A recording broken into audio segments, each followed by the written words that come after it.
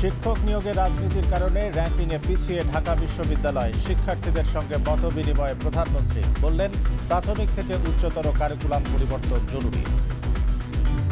উচ্চশিক্ষা নিয়েও অনেকে বেকার থাকে, অর্থাৎ বেকারত্বের সংখ্যা আমরা যদি একটু দেখি উচ্চশিক্ষিতদের মধ্যেই মনে হয় বেশি। এর কারণ সম্পর্কে নানা মতামত রয়েছে, তবে মনে হয় একটি ব্যাপারে কম বেশি সকলেই একমত।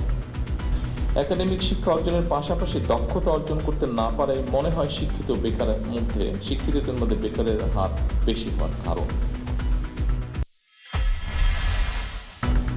সীমান্তে ভারতের একতরফা কাঁটাতারের বেড়া নির্মাণ হলে বাড়বে বৈরিতা, শঙ্কা বিশ্লেষকদের। চীনের সঙ্গে তিস্তা প্রকল্প এগিয়ে নিতে পরিবেশ ও কারিগরি দিককে সর্বোচ্চ গুরুত্বের তাগিদ।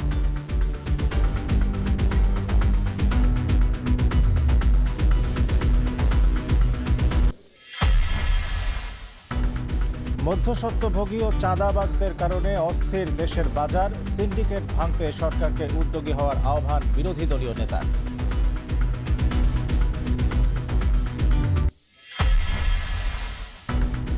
সিলেট ময়মনসিংহে হামে আরও ৩ শিশুর মৃত্যু। কক্সবাজারে ৪০ দিনে প্রাণহানি ১৭।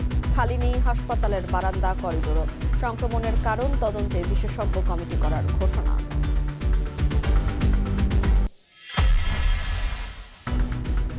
৩৯টি ব্যাংকের যৌথ উদ্যোগে সোয়া ৪০০ কোটি টাকার মূলধন নিয়ে যাত্রা শুরু নতুন স্টার্টআপ প্ল্যাটফর্ম।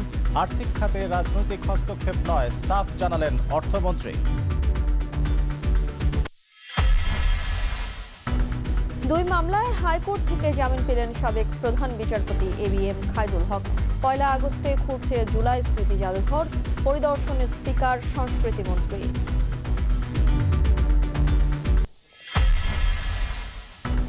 এবং কোরবানির ঈদ সামনে রেখে রাজধানীর প্রবেশদ্বার সহ মহাসড়কে নিরাপত্তা জোরদার। চলছে পেশাদার ডাকাত চিহ্নিতের কাজ। ১১ দিনে প্রায় ৪০০ চাঁদাবাজ ও ছিনতাইকারী গ্রেপ্তার।